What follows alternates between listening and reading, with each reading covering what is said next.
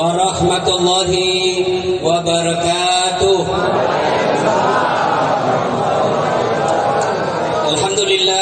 Alhamdulillahi rabbil alamin. Wa bihi nasta'inu ala umurid dunya waddin. Asyhadu an la ilaha illallah wa asyhadu anna Muhammadan abduhu wa rasuluh. Allahumma salli ala sayyidina Muhammad wa ala alihi wa sahbihi ajma'in. Amma ba'd. Wa qad qala Allah subhanahu wa ta'ala fi kitabil karim wa huwa asdaqul qailin. A'udzu billahi minasyaitonir rajim. Bismillahirrahmanirrahim. Ya ayyuhalladzina amanu taqullaha haqqa tuqatih wa la tamutunna illa wa antum muslimun. Wahai orang-orang yang beriman, bertakwalah kalian kepada Allah dengan sebenar-benarnya takwa, dan janganlah kalian mati kecuali dalam keadaan beragama Islam. Ayat ini Jumat dibacakan khatib. Tidak sah khutbah Jumat bila khatib tidak membaca ayat ini. Artinya ayat ini sangat penting, sehingga harus diulang-ulang. Jangan kamu mati, dan rasa-rasanya ini susah diterima akal. Jangan kamu mati, berarti mati kamu yang ngatur. Weh, jangan kau mati ya. Berarti mati mau-maumu. Mati bukan kita yang ngatur. Mau atau tidak, tiba saatnya pasti mati. Orang kaya mati, orang miskin mati, raja-raja mati, rakyat biasa mati, ustad mati, senangnya semua mati. Berarti yang jadi masalah sesungguhnya bukan mati. Yang jadi masalah illa wa antum muslimun, kecuali dalam keadaan beragama Islam. Berarti ada orang Islam tapi matinya bisa tidak beragama Islam. Siapa mereka? Contoh aja ini ya, contoh aja. Jangan marah bos, jangan marah. Sambung ayam. Ada juga di sini. Milih. Didapat sama polisi, kejarlah sama polisi. Wih, judi ilegal, jangan lari, masih lari. Dikejar sama polisi, polisi tidak bisa kejar. Kenapa? Polisi besar perutnya. Ada juga polisi saya lihat besar perutnya, tidak nyambung. Kejar lagi, jangan lari, masih lari. Tembak ke langit peringatan. Jangan lari, tembak 1 kali. Masih lari, tembak 2 kali. Masih lari, tembak 3 kali. Masih lari, terpaksa dilumpuhkan. Tembak kakinya ditembak. Kepalanya dikena. Saya temanku, bagaimana caranya bos? Kakinya aku tembak, kenapa kepalanya dikena? Dan soalnya waktu dia ditembak dia jongkok. Karena dia. Tapi ini polisi film India, bukan polisi film Indonesia. Bagus polisi ya, bagus polisi orang Indonesia, orang baik-baik. Anak muda, dan fungsi polisi. Kalau hilang motormu di pasar Tanah Abang, saya mau cari. Apa? Ketua RT? Tidak dapat. Siapa kau cari?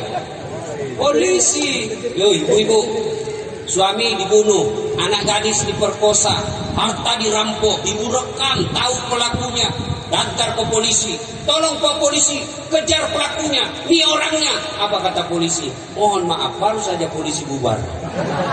Iya toh?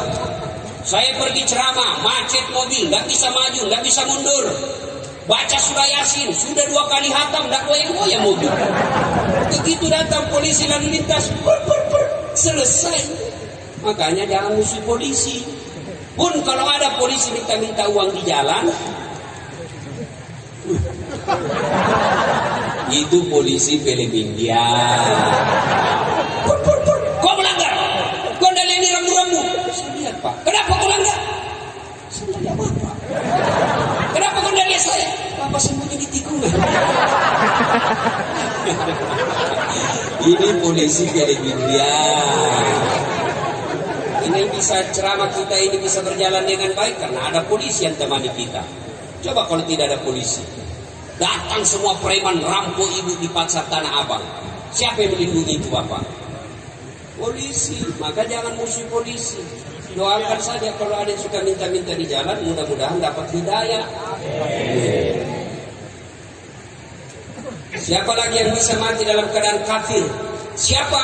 Mereka yang menerima serangan fajar ketika pilkada dan pilpres. Manit dirong. Nah, itu kau makan uang sogo, ada uang haram dalam perut, mati, bisa mati dalam keadaan kafir. Termasuk pedagang yang suka nipu-nipu pembeli.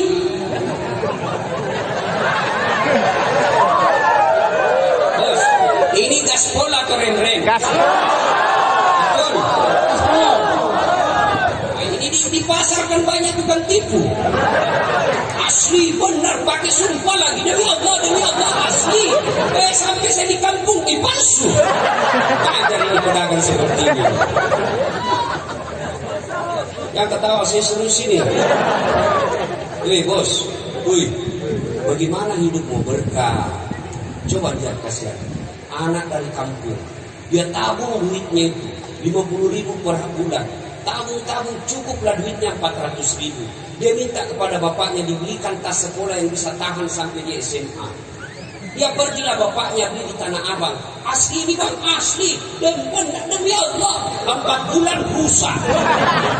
Bagaimana hidupmu berkah? Disumpahi kamu sama anaknya, disumpahi sama bapak, kurang naik ya. Uangnya anakku setengah mati dikumpul, dia tipu saya. Orang budi besar, Andre dan wajah. Ada orang budi di sini? Banyak. Pak, hebat ini orang Bugis. Mana-mana saya ketemu. Kemarin saya ceramah di Aceh, banyak orang Bugis. Saya pergi ke Riau, Pulau Kijang, banyak orang Bugis. Saya pergi Kaltim, namanya Samarinda seberang, bahasa Bugis orang di sana. Saya pergi Sabah Sarawak, di Kinabalu saya khutbah Jumat, dia bilang Ustaz, bahasa Bugis Ustaz, capek kita diceramai orang Melayu. Begitu saya ke Singapura, ada lagi Bugis Street. Saya pergi ke Tanjung Priok, ada lagi di situ Jalan Bugis. Begitu saya masuk penjara, banyak juga orang Bugis. Dan di dalam juga banyak orang Bugis. Penceraman seorang Bugis terjadi kolusi kayaknya. Orang Bugis itu alhamdulillah tidak takut sama istrinya. Ya? Mana ada orang Bugis takut sama istrinya? Tidak ada itu. Cuma istrinya lebih berani dari suaminya.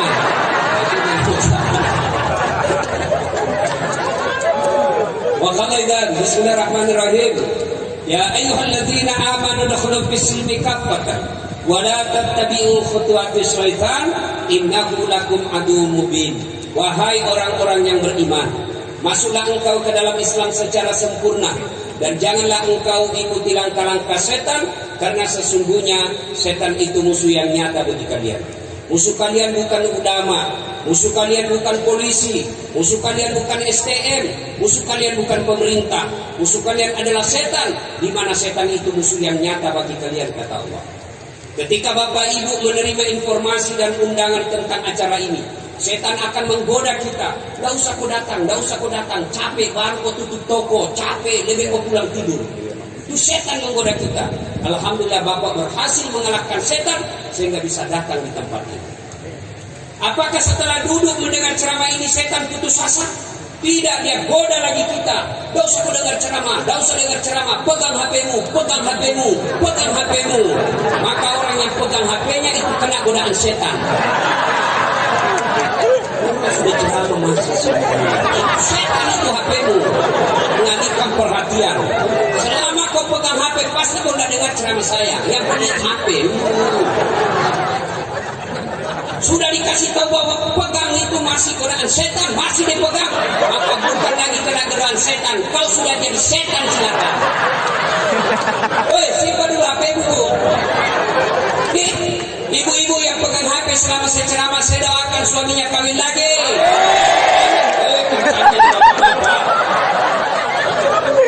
Pasti bapak bilang kami tersiksa selama ini sama istrinya.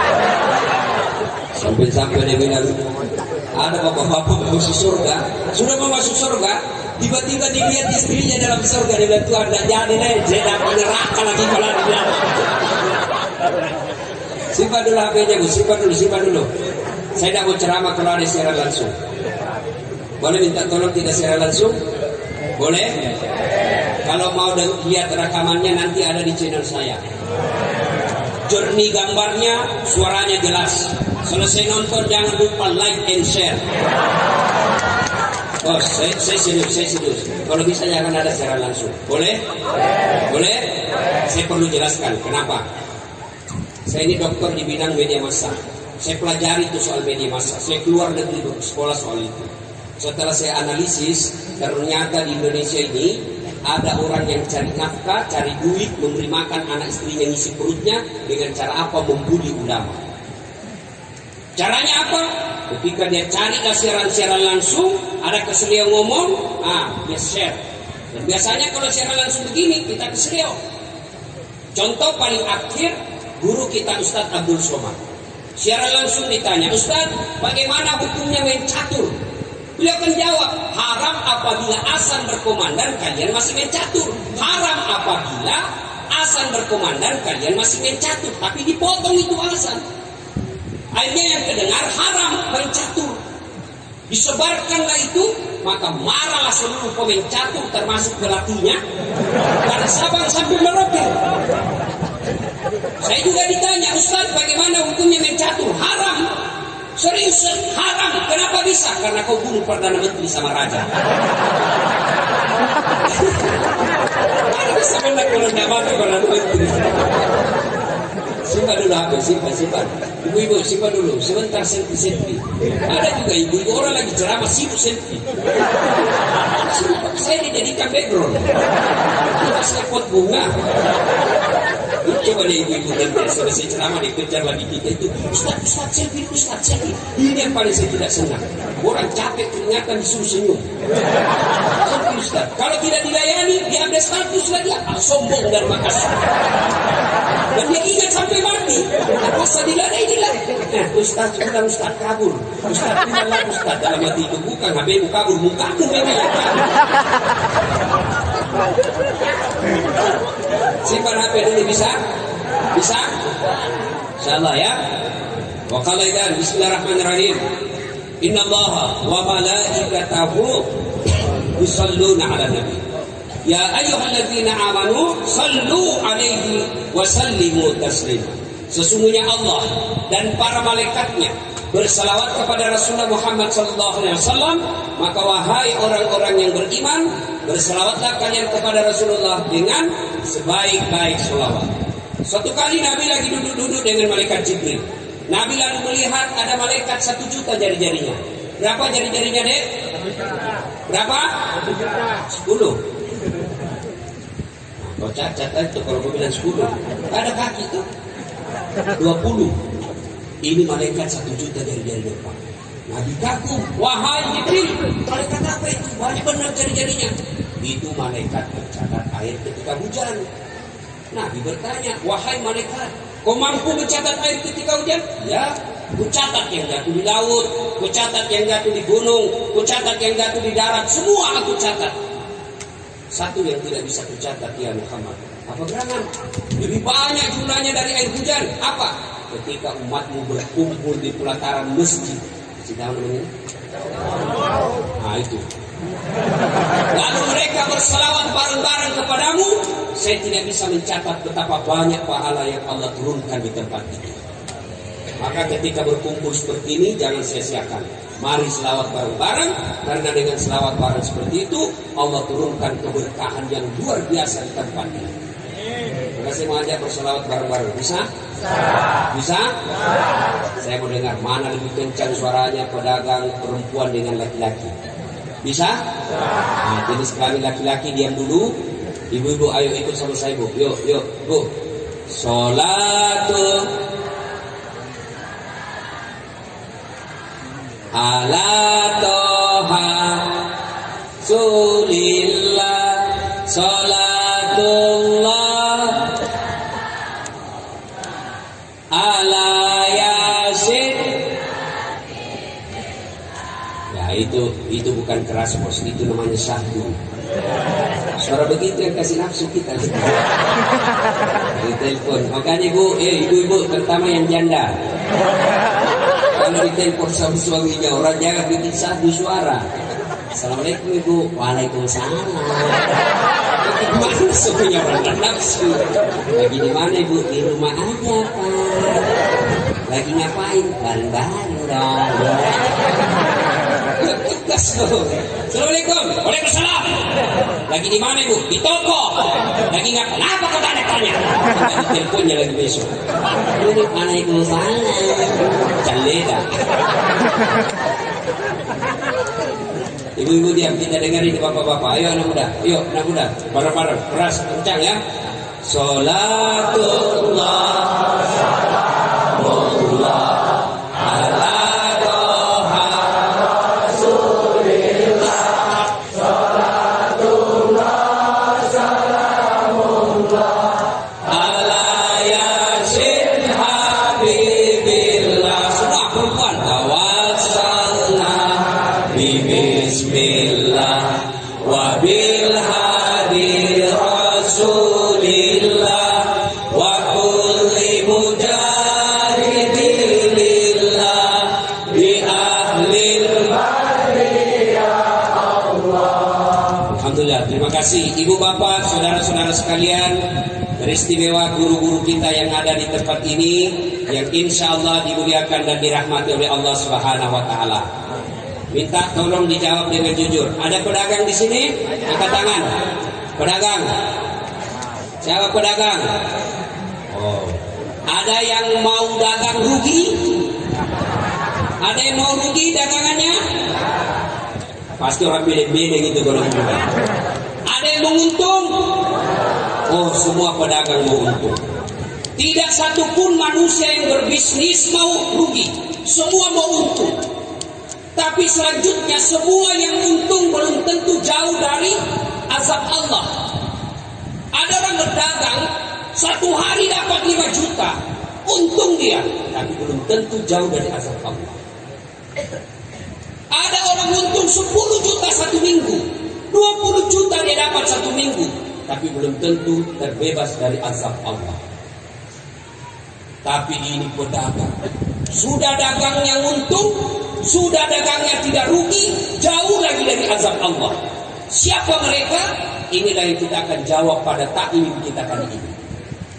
Nah, Allah Subhanahu wa Ta'ala bertanya dalam Al-Quran. Bismillahirrahmanirrahim. Hal adullukum ala tijaratin tunjikum. Mau tidak saya tunjukkan kalian sebuah niaga bisnis yang tidak pernah merugi? Bayangkan, tidak pernah merugi dan jauh dari azab Allah. Kalau ditanya begitu apa jawabannya? Pasti mau. Kalau mau kata Allah, syaratnya 1, tu'minuna billah. Berimanlah kepada Allah Subhanahu wa Ta'ala. Artinya apa? Silakan jadi pedagang baju yang beriman kepada Allah. Silakan pedagang peci beriman kepada Allah. Dagang sarung beriman kepada Allah. Yang jadi masalah kita ini gampang sekali ngaku. Saya beriman kepada Allah. Kamu beriman kepada Allah. Ngaku beriman gampang. Tapi yang sulit adalah diakui sebagai orang beriman. Contoh, ibu bapak kenal Sandiaga Uno? Tahu Sandiaga Uno? Tahu. Itu kan orang dari Sulawesi. Ibu bapaknya dari Sulawesi. Nah itu Sandiaga Uno masih sepupu sekali sama saya. Ngaku. Mulai bingung, kok jauh benar tampangnya. Sandiaga Uno cakap, Ustaz hancur. Saya jujur, saya ini gak gagah. Sandiaga Uno tuh gagah. Saya bohong kalau saya bilang Sandiaga Uno gak gagah. Dia gagah, saya gak gagah. Tapi saya menawan. Ini yang luar biasa buat saya, menawan bos. Ngaku saya sepupu dengan Sandiaga Uno gampang. Tapi yang sulit adalah diakui oleh Sandi sepupu. Ini jadi masalah. Bapak ke Sandi, Bang Sandi, ya, katanya sepupu satu kali sama Dasar Belaka. Siapa ya? Namanya baju kudengar. Ngaku kepada Allah beriman gampang. Yang sulit adalah diakui oleh Allah sebagai orang beriman. Bapak pedagang mengaku beriman gampang. Kalau perlu sampai keluar gigi palsunya ngaku. Beriman kepada Allah, beriman kepada Allah. Sampai jatuh itu bibirnya. Tapi ketika di cross check kepada Allah, benarlah dia beriman kepada Allah? Oh, mana? Ngaku beriman kepada Allah gampang, tapi diakui oleh Allah sulit. Lalu kalau begitu Ustaz, orang beriman itu bagaimana? Masih kita ingat pelajar pendidikan agama kita dulu waktu kecil SD di kampung. Iman adalah meyakini dalam hati, mengucapkan melalui lisan, melaksanakan dalam kehidupan sehari-hari. Yakin dulu, ucapkan, lakukan. Maaf berimu maaf. Kita umat Islam ini imannya baru 2/3. Kadang-kala dia yakin, kadang-kala dia ucapkan, tapi belum dipraktekkan. Bagaimana hukumnya riba? Haram. Artinya haram, dosa kalau aku lakukan, bentuk haram. Wa halallahu bai wa harrama riba. Dia hafal ayatnya. Allah halalkan jual beli, tapi Allah haramkan riba. Mana itu riba? Menipu pembeli. Itu riba itu bos. Kau dapat uang 1 juta, 2 juta, 5 juta sehari, tapi hasil kau tipu orang, maka jangan heran duitmu 30 juta kau dapat tiap bulan, tapi anakmu narkoba. Kau dapat rumah yang mewah tapi tidak bisa tidur kecuali minum obat tidur. Kenapa? Uang riba yang ada menumpuk dalam dirinya. Bayangkan dia tipu kita. Lain dia kasih contoh, lain dia bungkus. Ya ketawa, saya seru sini. Kau semua itu pelakunya. Mahal aslinya di biok palsunya. Mereknya Polkom, tapi produksinya dalam... Dia ketawa, saya seru sini. Gimana caranya bos?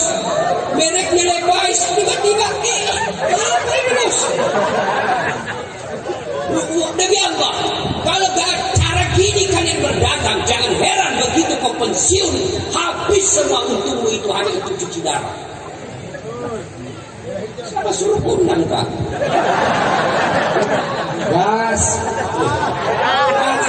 benar. Coba lihat orang yang suka dagang nipu. 3 anaknya, 1 pengedar, 1 pengisap, 1 kawin lari di bawah bandar.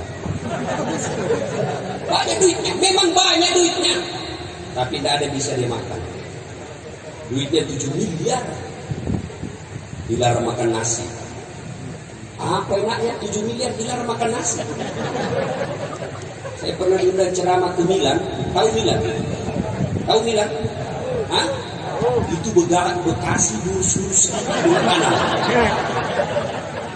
Sampai di sana saya 2 hari dikasih saya pizza, spaghetti, saya makanan apa ini? Saya bilang saya ini perlu Bugis bos. Tidak mempan kalau tidak ketemu nasi. Kau siksa saya. Saya tidak bisa ceramah kalau tidak ketemu nasi. Berhenti saya ceramah kalau tidak kasih saya nasi. Baru 2 hari saya sudah menderita. Dilarang makan nasi. Duitnya 7 miliar. Dilarang makan nasi, dilarang makan daging, dilarang makan gula, dilarang makan garam, dilarang makan lemak, berlemak-lemak, dilarang makan ayam, semua dilarang. Apa saja bisa dimakan? Ubi rebus yang warna ungu. Mobilnya harga 1 miliar tapi dilarang pakai AC. Baru 10 menit dalam mobil gelisah. Break sedikit mati.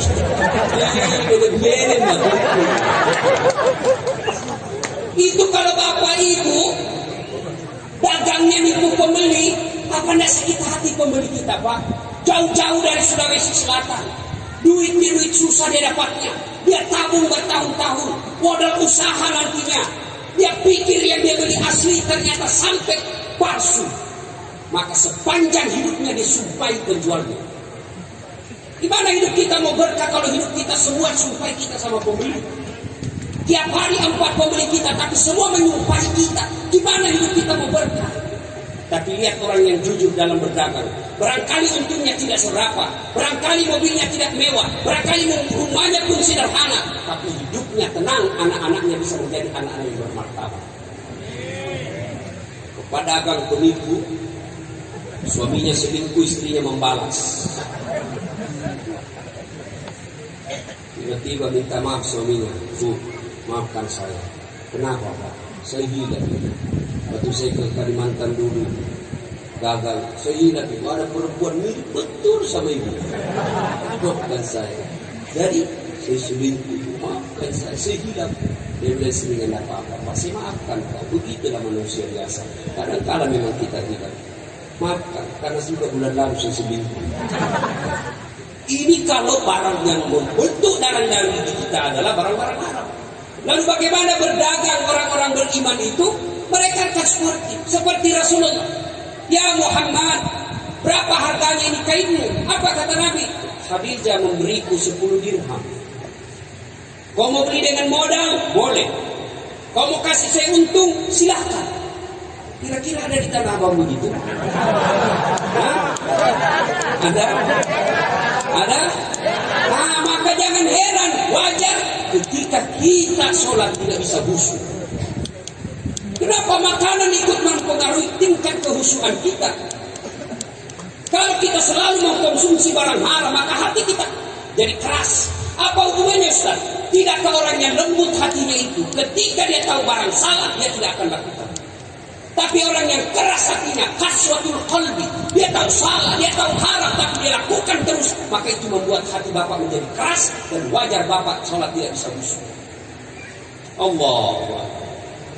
Tadi 200 ribu, di pulsa 50 ribu, Lias channel 20 ribu.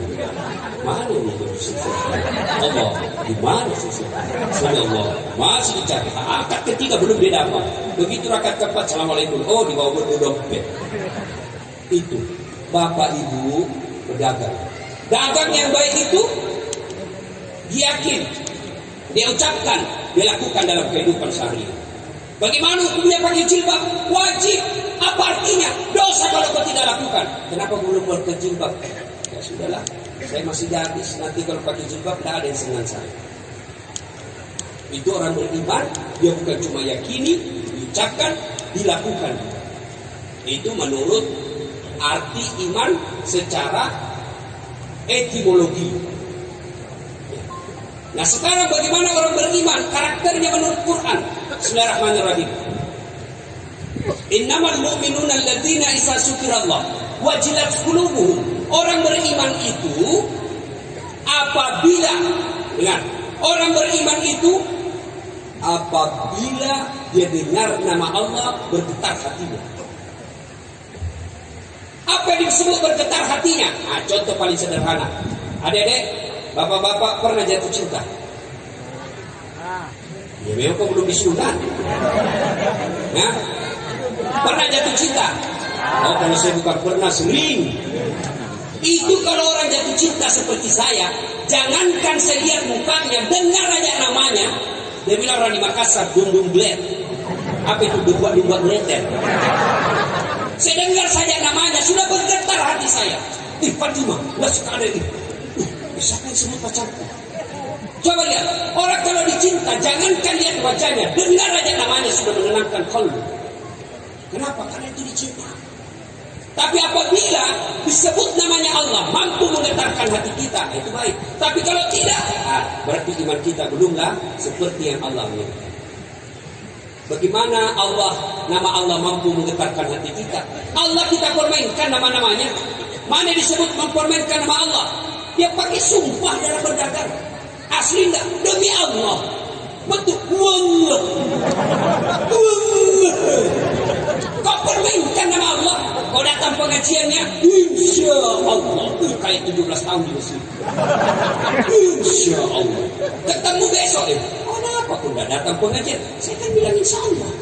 Padahal dalam hatinya sudah tidak mau. Tidak boleh bapak mengatakan insya Allah ketika dalam hati tidak mau. Yang wajib mengucapkan insya Allah ketika memang dia mau. Jangan anggap enteng insya Allah. Ada cerita wallahu a'lam benar atau tidak. Pedagang karding. Mungkin dagang ketemu sama Pak Ustadz mau pergi sholat duhur. Dia bilang, Pak Ustadz, Pak Haji mau kemana? Ke pasar. Untuk apa? Jual kambing. Dia bilang, Pak Ustadz, kau bilang lah insya Allah.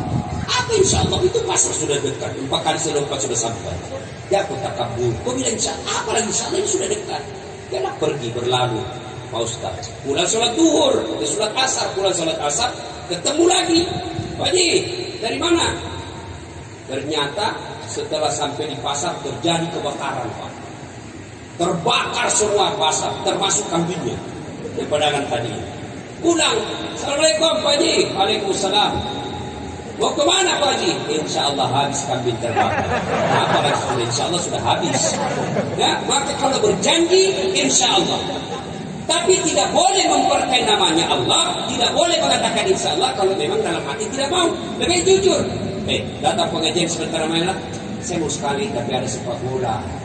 Daripada saya pergi tak konsentrasi juga dengan ceramah gara-gara menonton bola, sudahlah lain kali saya ikut pengajian. Ini lebih sportif.